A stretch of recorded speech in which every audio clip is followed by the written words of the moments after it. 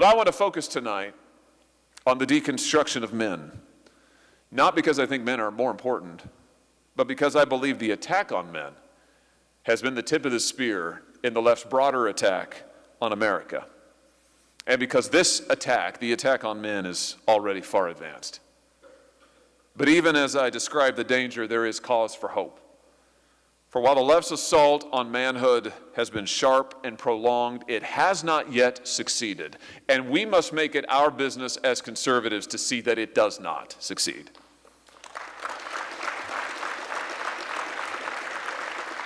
More than that, we must seek a revival of strong and healthy manhood in America.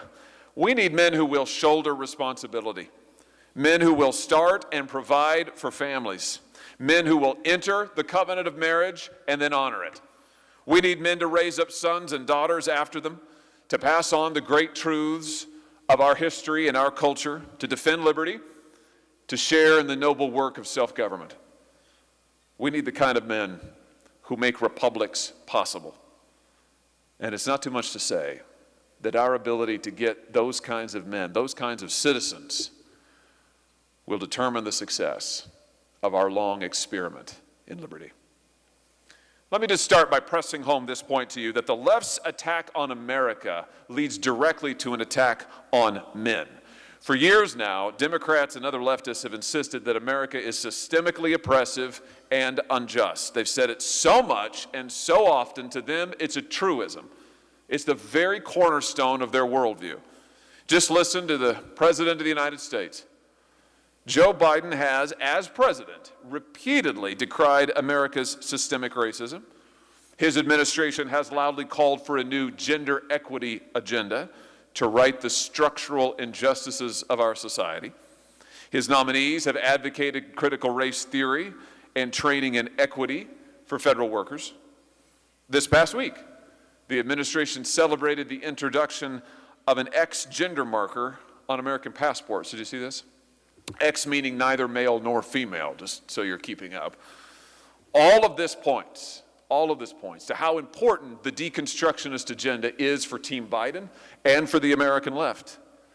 I mean, you think about it. Inflation may be rampant. Store shelves are bare. It costs $100 to fill up a minivan in America, but the administration will not be deterred from focusing on the important issues. They are laser focused on exposing just how bad America is.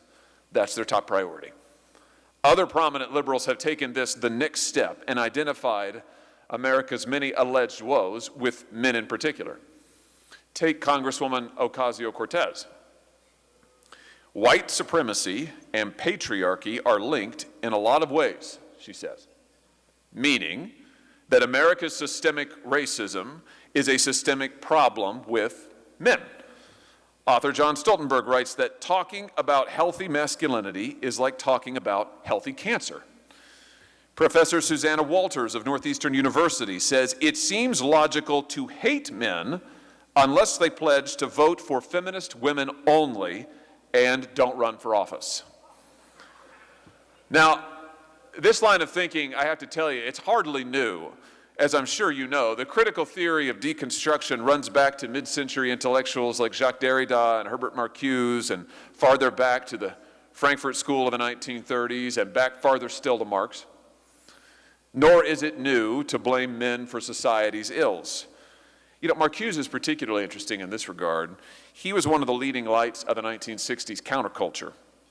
And he thought that Marx was right to call American society oppressive, but wrong, or to call Western society oppressive, but wrong to see that that oppression was principally economic. That was Marx's mistake. No, the really oppressive thing about American society, according to Marcuse, was culture.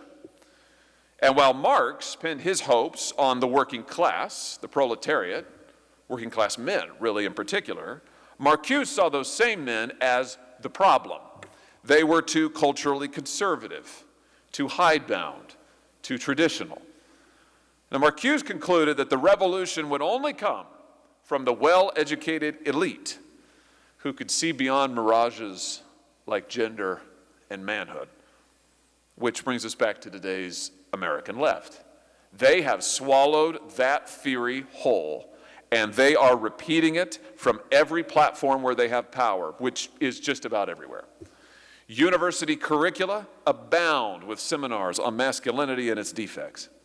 To take just one example of the kind of thing that's on offer, consider Professor David Cohen of the Drexel Klein School of Law. Traditional masculinity, he says, has oppressed girls and women and limited the identity construction of all boys and men.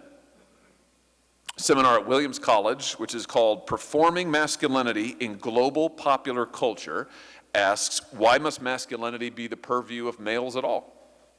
It's an important question. Answering that, by the way, will cost you $75,000 a year. You know, even our military academies are in on the act. West Point reportedly held mandatory events last year addressing gender norms, including toxic masculinity. One cadet said afterward, I'm being taught how not to be a man. And men are getting the message. They are leaving higher education in record numbers.